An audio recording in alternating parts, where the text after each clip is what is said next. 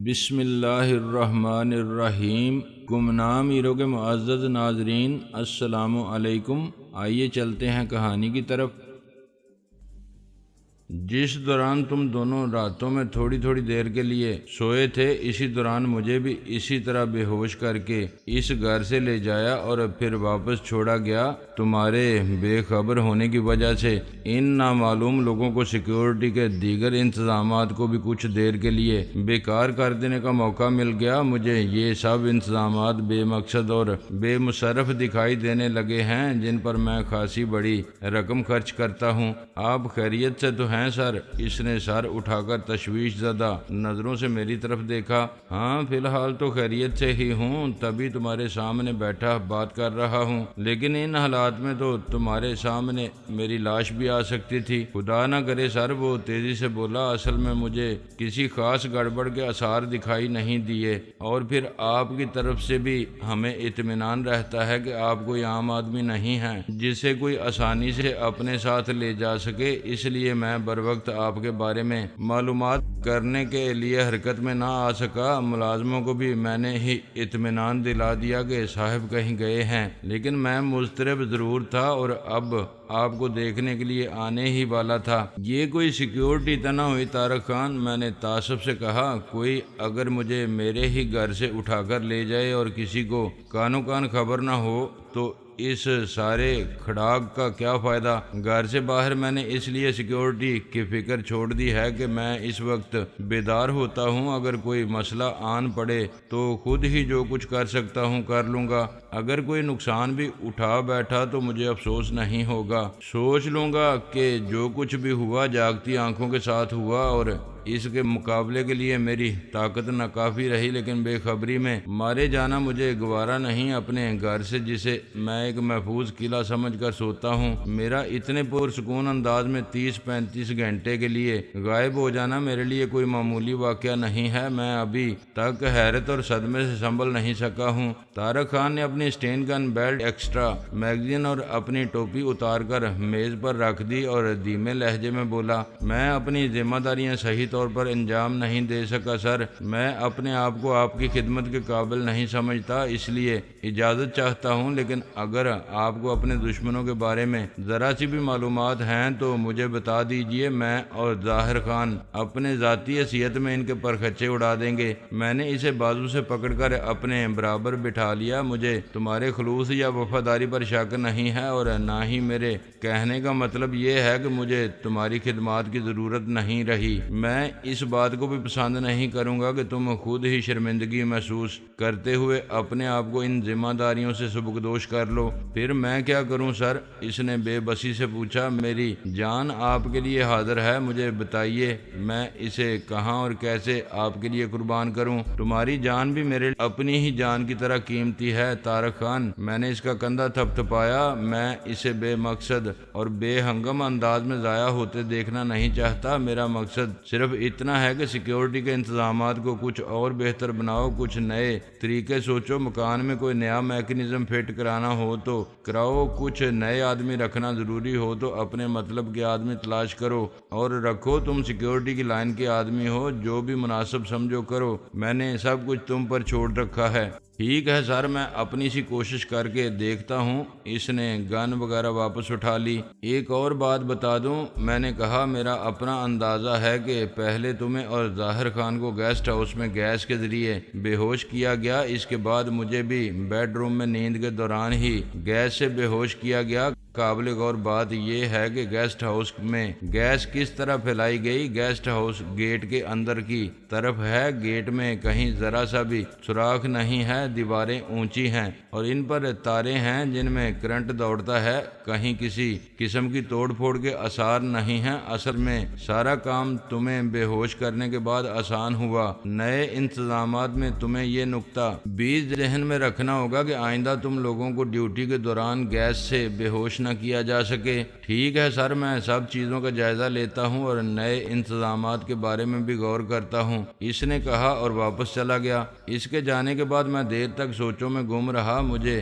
ایک اہم فیصلے پر پہنچنے کا مسئلہ درپیش تھا۔ میں اگر ریڈ ڈاٹ کے انکشافات کو سینے میں دبائے خاموش بیٹھا رہتا تب بھی میری جان نہیں چھوٹ سکتی تھی۔ مجھے ان کا اعلی کار بننے کے سلسلے میں اقرار یا انکار میں جواب دینا تھا۔ ان انکشافات کو اپنے تک محدود رکھنے پر میرا ضمیر آمادہ بھی نہیں تھا۔ ان باتوں سے کسی اور کو آگاہ کرنے کے نتیجے سے بھی ان لوگوں نے مجھے خبردار کر دیا تھا۔ سوال یہ بھی تھا کہ میں ان انکشافات کو لے کر کس کے پاس جاؤں۔ زبان کھولنے کی صورت میں انہوں نے مجھے موت کی دھمکی دے دی تھی۔ یہ زندگی اور موت کی بازی تھی۔ وطن کے لیے اگر مجھ گناہ گار کی جان کسی کام آ جاتی تو مجھے اس میں ذرا بھی ہچکچاہٹ نہ ہوتی، لیکن یہ سوال ضرور میرے ذہن میں تھا کہ اگر میں وطن کے لیے جان دوں گا تو وطن کو اس سے کوئی فائدہ بھی پہنچے گا یا نہیں؟ کیا ریڈ ڈاٹ کا کم از کم ہمارے ہاں سے خاتمہ ہو سکے گا؟ کیا آئندہ ان لوگوں کو یہاں منظم ہونے سے روکا جا سکے گا جن کے سامنے مافیا طفل مکتب تھی، جو مافیا کے ذکر پر احتجاجیہ انداز میں ہنستے تھے؟ ان سوالوں کا میرے سامنے کوئی جواب نہیں تھا۔ ایسا معلوم ہوتا تھا کہ مجھے جو کچھ بھی کرنا ہوگا وہ جوئے کی طرح ہوگا، ایک ایسا جوا جس میں میرے جیتنے کے امکانات بہت کم نظر آ رہے تھے۔ لیکن بات یہ تھی کہ مجھ جیسے لوگ سبھی بازیاں جیتنے کے لیے ہی نہیں کھیلتے۔ بہت دیر تک سوچ میں ڈوبے رہنے کے بعد آخر کار میں نے فون کی طرف ہاتھ بڑھایا۔ میں ایک فیصلے پر پہنچ چکا تھا۔ میں وزیر خارجہ حفیظ احمد صاحب سے رابطہ قائم کرنا چاہتا تھا۔ اونچی سطح کے کئی لوگوں کے نام میرے ذہن میں آئے تھے جن سے میری صاحب سلامت تھی، لیکن جس قسم کا معاملہ درپیش تھا اس میں حفیظ صاحب ہی کام کے آدمی دکھائی دے رہے تھے۔ انہوں نے مجھے اپنے جو بہت سے فون نمبر دے رکھے تھے، میں نے ان میں سے اسلام آباد کا ایک نمبر ڈائل کرنے ہی لگا تھا کہ مجھے یاد آیا 3 روز قبل میں نے اخبار پڑھا تھا حفیظ صاحب 7-8 ملکوں کے دورے پر روانہ ہو چکے تھے۔ ان کا خاصا طویل پروگرام تھا اور دوران ان کا وطن واپس آنے کا ارادہ نہیں تھا۔ انہیں اپنا یہ کثیر المقاصد قسم کا دورہ مکمل کر کے ہی واپس آنا تھا۔ محض میرے پیغام پر تو وہ دورہ مختصر نہیں کر سکتے تھے۔ میں نے ایک گہری سانس لے کر فون سے ہاتھ ہٹا لیا۔ مزید کچھ دیر سوچوں میں الجھا رہنے کے بعد میں نے فون دوبارہ اپنی طرف کھسکایا اور راہیلہ کا نمبر ملایا۔ دوسری طرف فون پہلی ہی گھنٹی پر اٹھا لیا گیا، جیسے بے تابی سے کسی کے فون کا انتظار کیا جا رہا ہو۔ ہیلو کہنے والی راہیلہ ہی تھی۔ کیا کر رہی ہو؟ میں نے اپنا نام بتائے بغیر پوچھا۔ اوہ تو بیدار ہو گئے حضور والا، وہ گہری سانس لے کر بولی۔ کیا بھنگ کا مٹکا پی کر سوئے ہوئے تھے؟ ابھی میں نے کسی ملنگ پارٹی کو جوائن نہیں کیا، اس لیے یہ نوبت نہیں آئی۔ تم نے فون کیا تھا؟ میں نے دریافت کیا۔ تمہیں پیغام نہیں ملا کیا؟ اس نے الٹا مجھ سے ہی سوال کر دیا۔ نہیں، مجھے تو کسی نے پیغام نہیں دیا، میں نے جواب دیا۔ پیغام کون دیتا؟ فون میں نے تمہارے پرائیویٹ نمبر پر کیا تھا جس کے ساتھ تم نے وہ جواب دینے والی مشین وغیرہ کے ڈکوسلے فٹ کیے ہوئے ہیں۔ رحیلہ بولی۔ میں نے فون کیا تو خرخراتی سی آواز میں جواب ملا، چودھری صاحب سو رہے ہیں، پیغام چھوڑ دیجئے یا پھر بعد میں کسی وقت فون کیجئے۔ میں نے سوچا پھر کسی وقت سے نہ جانے کیا مراد ہو، اس لیے آرام سے بیٹھی ہوئی تھی۔ دوبارہ فون کرنے کی جرت نہیں ہو رہی تھی۔ وہ خوب نقل اتار کر بول رہی تھی۔ مشین کو تو میں چیک ہی نہیں کر سکا۔ میں نے کہا میں دراصل نیند میں ہی کہیں اور پہنچ گیا تھا، کچھ دیر پہلے ہی واپسی ہوئی ہے۔ نیند میں چلنے کی بیماری ہوگی، نیند میں چلتے چلتے کسی خوبصورت سی لڑکی کے گھر پہنچ جاتے ہوگے، پھر وہاں سے واپسی آنے کو دل نہیں چاہتا ہوگا۔ نیند میں بعض لوگوں کے ساتھ ایسا ہی ہوتا ہے۔ اس کے لہجے میں مٹھاس میں لپٹا ہوا طنز تھا۔ ایسے اپنے مقدر کہاں؟ میں نے ٹھنڈی سانس لے کر کہا۔ ہم تو خوبصورت لڑکیوں کو صرف فون ہی کر کے رہ جاتے ہیں، جیسے اس وقت کر رہے ہیں۔ گھر جانے کی نوبت کہاں آتی ہے؟ کس نے منع کیا ہے؟ کیا راستے میں دشمن کی فوجیں کھڑی ہیں؟ اس کا لہجہ کچھ اور طنزیہ ہو گیا۔ یہی سمجھ لو۔ میں نے کہا اچھا یہ بتاؤ فون کیوں کیا تھا؟ کوئی ضروری بات تو نہیں تھی؟ ہاں بہت ضروری کام تھا تم سے، وہ سنجیدگی سے بولی۔ میں تمہیں بتانا چاہتی تھی کہ کریلے بہت مہنگے ہو گئے ہیں اور عالمی سیاست پر اس کا بہت برا اثر پڑ رہا ہے۔ میں ایک لمحے کے لیے خاموش رہا۔ میں چشم تصور سے دیکھ سکتا تھا کہ اس وقت وہ اپنی مسکراہٹ کو دبانے کی کوشش کر رہی ہوگی۔ میں نے بھی سنجیدگی سے کہا، لیکن نیم چڑھے کریلے اب بھی سستے ہیں۔ اگر تم ان کی طرف محبت کی نظر سے دیکھو تو عالمی سیاست دم کے بل کھڑی ہو جائے گی۔ تم اسی قسم کی بکواس کرنے کے لیے فون کیا کرتے ہو، وہ جل کر بولی۔ ہرگز نہیں، میں نے کہا، میں نے تو نہایت سنجیدگی بلکہ تقریباً رنجیدگی کے عالم میں فون کیا تھا۔ بکواس تو تم نے شروع کی ہے۔ اب سنجیدگی سے ایک بات سنو، ناشتہ کر چکی ہو؟ بہت پہلے، وہ بولی۔ اب تو بیٹھی پیچو تاب کھا رہی ہوں کہ کہاں آ کر پھنس گئی ہوں۔ کوئی کام ہی نہیں ہے۔ کام شروع ہو گیا ہے، میں نے کہا۔ میرا خیال ہے میرے پاس اب وقت کم ہے اور مجھے بہت سے ضروری کام نپٹانے ہیں۔ یہ انکشاف اچانک ہی ہوا ہے کیا؟ اس نے چبھتے ہوئے لہجے میں پوچھا۔ یہی سمجھ لو، بعض اوقات صرف ایک لمحہ زندگی کا رخ بدل دیتا ہے، میں نے کہا۔ اوہو، اتنے دیوداس کیوں ہو رہے ہو؟ اس نے احتجاجی انداز میں پوچھا۔ ویسے ہی ذرا ذائقہ بدلنے کے لیے، میں نے کہا۔ تم یہ فضول باتیں چھوڑو اور ٹھیک آدھے گھنٹے بعد ہلٹن کے کافی بار میں پہنچ جاؤ۔ اس بات کا خاص خیال رکھنا کہ تمہارا تعاقب نہ ہو رہا ہو۔ اب وہ زمانہ کہاں جب ہمارے پیچھے تعاقب کرنے والوں کی قطاریں ہوا کرتی تھیں۔ اب تو لوگ شکل پر برستی ہوئی پھٹکار دیکھ کر ہی سمجھ جاتے ہیں کہ بیچاری کوئی ٹریجڈی کی ماری ہوئی مخلوق ہے۔ وہ ٹھنڈی سانس لے کر بولی۔ اتنی زیادہ کسر نفسی کی ضرورت نہیں، ذرا شہر میں نکل کر تو دیکھو۔ تعاقب کرنے والوں کی قطاریں تو اب بھی لگ جائیں گی۔ تمہارے کل اور آج میں کوئی ایسا فرق نہیں ہے کہ قدردان اپنے راستے بدل لیں۔ لاہور تو ویسے بھی زندہ دلوں کا شہر ہے۔ اچھا، بکواس مت کرو، کام کی بات کرو۔ دیکھا پچھڑی بدل لی نا فوراً۔ میں نے کہا، خیر، میں یہ کہہ رہا تھا کہ ذرا تعاقب کا خیال رکھنا۔ مجھے تو اس شہر میں آئے جمعہ 8 دن بھی نہیں ہوئے، کون میرا تعاقب کرے گا؟ وہ سنجیدگی سے بولی۔ کیا کوئی جاسوسی کہانی شروع ہو گئی ہے؟ نہیں، بس میں احتیاطاً کہہ رہا ہوں۔ اب تمہارا تعلق واسطہ مجھ سے ہے، تمہیں ہر قدم احتیاط سے ہی اٹھانا پڑا کرے گا۔ بیزار تو نہیں ہو جاؤ گی؟ اس طرح گھر پڑی رہی تو بیزار ہو جاؤں گی؟ میں ایکشن میں رہنے والی عورت ہوں، تم نے مجھے مریضوں کی طرح گھر میں بٹھا دیا ہے۔ خیر، تم آؤ تو صحیح، تمہاری بیزاری کا علاج بھی ہو جائے گا۔ میں نے کہا، ٹھیک آدھے گھنٹے بعد ہلٹن کافی بار میں نے سلسلہ منقطع کر دیا۔ اٹھنے سے پہلے میں نے 2 نمبر پر جولی عرف مس ٹریپ کو فون کیا۔ جولی، تمام سٹاف کو ہدایت کر دو کہ الرٹ رہیں، غیر ضروری طور پر کوئی مجھ سے فون پر بھی رابطہ کرنے کی کوشش نہ کرے۔ میں نے دھیمے لہجے میں کہا، سٹاف سے ہماری مراد اپنے خاص لوگ ہوتے تھے جو محض دفتری کارکن نہیں تھے۔ میں نے بات جاری رکھتے ہوئے کہا، تمہیں ساری توجہ اس بات پر رکھنی ہے کہ 2 نمبر کسی کی نظر میں نہ آنے پائے اور مجھ سے اس کا کوئی تعلق بھی ظاہر نہ ہونے پائے۔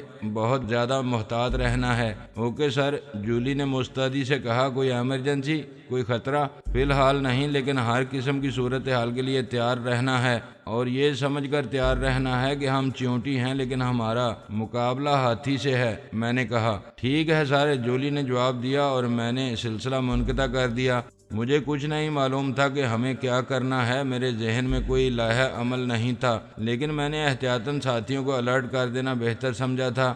چند لمحے بعد میں گھر سے نکل کھڑا ہوا۔ طارق خان اس وقت گھر میں چاروں طرف گھوم پھر کر در و دیوار کے معائنے میں مصروف تھا۔ میری گاڑی گلی میں آ گئی اور خود کار گیٹ بند ہو چکا تو میں نے غیر محسوس طور پر دائیں بائیں گلی کا جائزہ لیا۔ گلی میں کوئی کار نہیں تھی اور نہ ہی کوئی ایسا شخص موجود تھا جس کے بارے میں مجھے شبہ ہوتا کہ وہ میری کوٹھی کی نگرانی کرنے پر مأمور ہو سکتا ہے۔ میں نے نہایت سست رفتاری سے ڈرائیونگ شروع کی اور ہلٹن جانے کے بجائے لبرٹی اور پھر وہاں سے ماڈل ٹاؤن کی طرف روانہ ہو گیا۔ میں بے مقصد سے انداز میں گاڑی ادھر ادھر لیے پھرتا رہا۔ کبھی میں نے رفتار بہت کم کی، کبھی درمیانی رکھی اور کبھی تیز رفتاری کے ریکارڈ قائم کرنے کی کوشش کی۔ میں بہت اچھی طرح اطمینان کرنا چاہتا تھا کہ کوئی میرا تعاقب تو نہیں کر رہا۔ اس دوران میں نے ہر گاڑی پر نظر رکھی۔ آخر کار خاصا وقت ضائع کرنے کے بعد مجھے قائل ہونا پڑا کہ کوئی میرا تعاقب نہیں کر رہا تھا۔ کافی دن پہلے میں اپنی گاڑی کا بھی ایک ماہر ترین الیکٹرونک انجینئر سے خرد بینی معائنہ کرا چکا تھا جس نے مکمل اعتماد کے ساتھ یہی رپورٹ دی تھی کہ گاڑی میں کہیں کوئی ایسا الیکٹرانک آلہ یا کسی بھی قسم کی مشکوک چیز موجود نہیں جو کہیں بھی گاڑی کی سمت یا فاصلہ وغیرہ کے بارے میں نشاندہی کر سکتی ہو، یا جس کی مدد سے کسی اور طرح کوئی میری گاڑی کا یا میرا سراغ پا سکتا ہو۔ اس کے باوجود ریڈ ڈاٹ والے میرے بارے میں اتنے مطمئن اور پر اعتماد کیوں تھے، یہ میرے لیے ایک معمہ تھا۔ انہوں نے سب کچھ بتانے کے بعد مجھے آزاد چھوڑ دیا تھا اور کوئی میری نگرانی نہیں کر رہا تھا۔ وہ تمام معلومات کسی کو منتقل کر کے رپوش بھی ہو سکتا تھا۔ کیا انہیں میری فطرت کا اندازہ تھا اور یقین تھا کہ میں آسانی سے رپوش ہونے والا آدمی نہیں ہوں، یا اس سے ان کے لیے کوئی خاص فرق نہیں پڑتا تھا؟ شاید انہیں یقین تھا کہ میں رپوش بھی ہو گیا تو وہ مجھے ڈھونڈ نکالیں گے۔ یہ بات انہوں نے مجھ سے کہی بھی تھی۔ شاید یہ محض ایک دعویٰ نہ ہو، وہ واقعی ایسا کر سکتے ہوں۔ ممکن ہے انہیں یہ احساس ہو کہ آخر میں کب تک رپوش رہ سکتا ہوں۔ مجھ جیسا آدمی جس کے کاروباری سلسلے وغیرہ اتنے پھیلے ہوئے تھے، زیادہ عرصے رپوش نہیں رہ سکتا تھا۔ اس کا کوئی نہ کوئی سراغ حاصل کیا جا سکتا تھا۔ ان سوچوں میں الجھا آخر میں ہلٹن جا پہنچا۔ میں نے گھڑی دیکھی۔ راہیلہ کو میں نے ٹھیک آدھے گھنٹے بعد یہاں پہنچ جانے کا لیے کہا تھا، لیکن مجھے گھر سے نکلے پون گھنٹے سے بھی زائد ہو چکا تھا۔ میں اندر پہنچا تو حسب توقع راہیلہ کافی بار میں موجود تھی۔ وہ کسی میز کے بجائے کاؤنٹر کے قریب ہی ایک اسٹول پر بیٹھی تھی۔ سیاہ کڑائی والی انتہائی سفید شلوار قمیض کے ساتھ اس نے کینوس کے جوتے پہنے ہوئے تھے۔ بورے تراشیدہ بالوں کے ساتھ اس حلیے میں وہ کسی کالج کی ایتھلیٹ لگ رہی تھی۔ اس کے ہاتھ میں صرف کوئی ریکٹ وغیرہ ہوتا تو اس کے کھلاڑی ہونے میں کسی کو کوئی شبہ نہ ہوتا۔ وہ کافی کا ایک خالی مگ سامنے رکھے سانولی سی کاؤنٹر گرل کو ایک ٹک دیکھے جا رہی تھی، مگر کاؤنٹر گرل اس کی نظروں سے بے نیاز اپنے کام میں مصروف تھی۔ میں راہیلہ کے قریب ایک اسٹول پر جا بیٹھا۔ اس نے تب بھی گردن گھما کر میری طرف نہیں دیکھا، حالانکہ مجھے معلوم تھا کہ وہ کافی بار میں میرے قدم رکھتے ہی میری آمد سے آگاہ ہو چکی تھی، لیکن وہ بدستور کاؤنٹر گرل کو دیکھتی رہی۔ کیا قصور ہو گیا ہے اس بیچاری سے؟ میں نے نیچی آواز میں پوچھا۔ اس نے کوئی جواب نہ دیا، بلکہ اس نے گویا میری آواز سنی ہی نہیں۔ کیا اس بیچاری کو نظروں ہی نظروں میں کھا جانے کا ارادہ ہے؟ میں نے بدستور نیچی ہی آواز میں پوچھا۔ اس نے تب بھی کوئی جواب نہ دیا۔ وہ خفگی کا اظہار کر رہی تھی۔ میرا اندازہ تھا کہ وہ صحیح وقت پر پہنچ گئی ہوگی اور اسے خاصی دیر انتظار کرنا پڑا ہوگا۔ ایک لمحے کی خاموشی کے بعد میں نے کہا، آئی ایم سوری، میں اپنی مرضی سے لیٹ نہیں ہوا۔ مجھے تم کو انتظار کرانے کا اتنا شوق نہیں تھا۔ اس میں میری انا کو ہرگز تسکین نہیں ملتی۔ تب وہ گہری سانس لے کر تھوڑا سا میری طرف کو گھوم گئی اور وہ بولی تو اس کی آواز سرگوشی سے زیادہ بلند نہیں تھی، تمہیں معلوم ہے انتظار کتنا تکلیف دہ کام ہے؟ مجھے معلوم ہے، میں نے اس کی آنکھوں میں جھانکتے ہوئے سنجیدگی سے جواب دیا۔ میں نے زندگی میں بارہا طویل انتظار کیا ہے۔ اس کی آنکھوں میں جمی ہوئی برف یکلخت ہی پگھل گئی اور اس کے عقب سے مسکراہٹ کی کرن چمکی۔ اب وہ بولی تو اس کے لہجے میں خفگی کا شائبہ تک نہیں تھا۔ کیوں دیر لگی تمہیں؟ خیریت تو تھی؟ کوئی گڑبڑ تو نہیں ہوئی؟ میں نے نفی میں سر ہلایا۔ کاؤنٹر پر چند اور گاہک بھی موجود تھے، جن میں سے دو گورے چٹے سے لڑکے گردن موڑے نیم احتجاجیہ سی نظروں سے میری طرف دیکھے جا رہے تھے۔ میرا اندازہ تھا کہ میری آمد سے پہلے وہ راہیلہ کو گور رہے ہوں گے۔ پیچھے میزوں پر کوئی بھی نہیں تھا۔ میں نے ذرا دور ایک کونے میں رکھی میز کی طرف اشارہ کرتے ہوئے کہا، آؤ وہاں چل کر بیٹھتے ہیں۔ وہ اٹھ کھڑی ہوئی۔ دونوں گورے سے لڑکے جو کسی کھاتے پیتے گھرانے کے بگڑے ہوئے نمونے معلوم ہوتے تھے، بدستور ہماری طرف دیکھ رہے تھے۔ ایک نے دوسرے کو کوہنی مارتے ہوئے کہا، لو بھائی، ہم تو سوچتے ہی رہ گئے۔ پیش قدمی کرنے والے کار بھی گزرے۔ آواز تقریباً سرگوشی جتنی ہی تھی، مگر اتنی ضرور تھی کہ میں سن سکتا۔ میں ان کے قریب سے گزرتے گزرتے رک گیا۔ میں نے صرف ایک ثانیہ کے لیے اس لڑکے کو گورا اور وہ فوراً اپنے اسٹول پر سکڑ سا گیا۔ ایک لمحے کے لیے میں نے سوچا کہ ان کے لمبے لمبے بال پکڑ کر دونوں کی کھوپڑیاں ایک دوسرے سے سے ٹکرا کر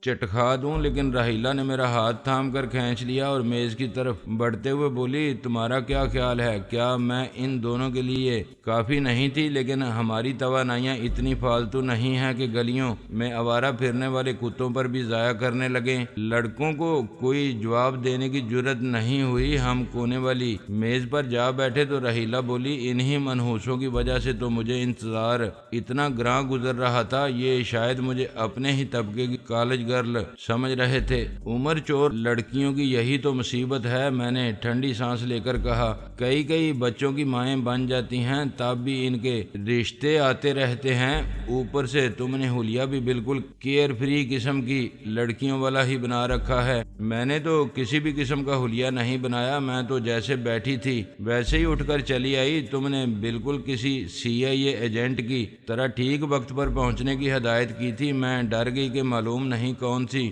آفت آن پڑی ہے۔ میں یہ سوچ کر بڑی مستعدی سے دوڑی آئی کہ شاید ہم غریبوں کی حقیر سی خدمات بھی بڑے لوگوں کے کچھ کام آ جائیں، لیکن ایسا لگتا ہے تمہیں صرف تھوڑا سا پراسرار بننے کا شوق چرایا ہے۔ وہ میز پر کوہنیاں رکھ کر دونوں ہاتھوں کے حلقے میں چہرہ ٹکا کر منتظر نظروں سے میری طرف دیکھنے لگی۔ بولتی رہو، میں نے گہری سانس لے کر کہا، جب تمہاری بیٹری ختم ہو جائے گی تب میں کچھ بولوں گا۔ میں اصل میں اس لیے زیادہ بک کر رہی ہوں کہ کئی دن سے خاموش بیٹھی تھی، دوسرے اس لیے دل کی بڑاس نکال رہی ہوں کہ یہاں آتے ہی ان دو لفنگوں نے موڈ آف کر دیا تھا۔ مجھے اکیلی دیکھ کر انہوں نے فوراً اپنی نظروں کے تیر چلانے اور دل پھیپھڑے وغیرہ میری طرف پھینکنے شروع کر دیے۔ کچھ فکرے بازی بھی فرماتے رہے۔ میں بیٹھی سوچتی رہی کہ اگر میرا وہ کالج والا زمانہ ہوتا تو فوراً اٹھا پٹک شروع کر دیتی، لیکن اب میں سنجیدہ خاتون ہو گئی ہوں۔